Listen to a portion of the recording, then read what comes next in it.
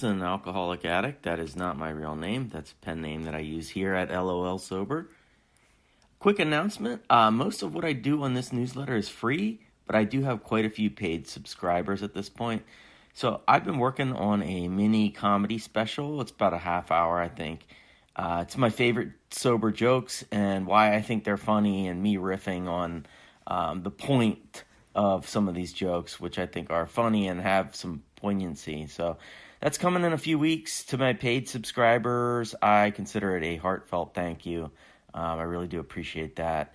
If you want to hear it or read that one and you aren't a paid subscriber, you can either sign up for that now or when I release it in about 10 days. For today, I wanted to talk about one of the most beautiful, allegedly, one of the most allegedly beautiful things about recovery is that being sober helps you stay present, to not live in the shame of the things you've done in the past, and to not live in the wreckage of your future either, to live in the right now. Except sometimes the present sucks. I have to say that. I had a week-long stretch earlier this month where I felt like crap. Nothing significant had happened. Almost like nothing. I felt irritable, restless, and discontent, as our literature says. I did all the things we're supposed to do. I slowed down, I prayed, I meditated, I made calls, I got to meetings, blah, blah, blah. You know the list. It didn't help, at least not right away. And that's what a good addict like me wants. Pain should go away immediately, and pleasure should stay here forever. But I did all those things, and then I kept doing them over and over again. And I've had this happen before. It's not abnormal. I'm not special. You grind away at the rut that you're in, and it doesn't go away right away. Then I had a funny little aha moment on an airplane. I was traveling for business, and as I drove to the airport, I couldn't believe how foggy it was. It was one of those gray December days where before you head outside, you put on your big winter coat and you buckle up for being freezing cold. Then you go outside and it's 61 degrees and it's drizzling out, So the fog, it was very thick, and I had to drive slow to the airport, and it was everywhere. And I got on the plane, and I sat down, I looked out the window, and I could barely see the wings. That's how thick the fog was.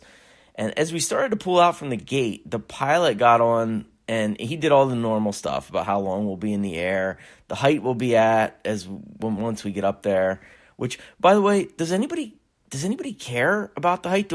I don't know the difference between 8,000 and 9,000 feet.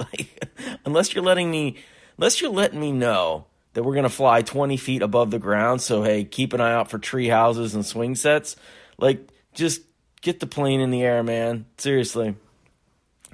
So the pilot, he mentioned the fog, and he said that he was going to take the plane straight up above the fog and the cloud cover. And he did. Let me tell you, when the plane took off, I thought maybe he was like, you know what, screw it. Let's just go straight to the moon. It felt like a spaceship going straight up into the air. And we zipped really high, really fast. And I think within a minute or so, we were up above the cloud cover. And I got to say, it was really nice up there. It was sunny. There was no fog. You could look down and see the cloud cover. It was below you. And I stared out the window for a minute, and I had this mini epiphany about my own life, Here we were, still in central Connecticut, that we had just been in, where I felt bad and it was foggy. We were just 10,000 feet above now, with a wider view of the present situation. And it's funny, when you look down on things from that vantage point, it looks pretty sunny. You can probably see where this is headed.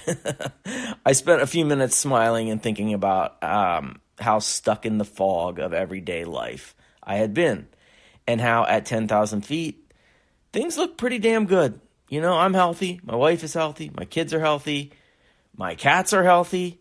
They're really chunky, but they are healthy. I paid every single bill of mine this month. I had enough money left over to buy holiday gifts for my family, so we're celebrating the holidays okay.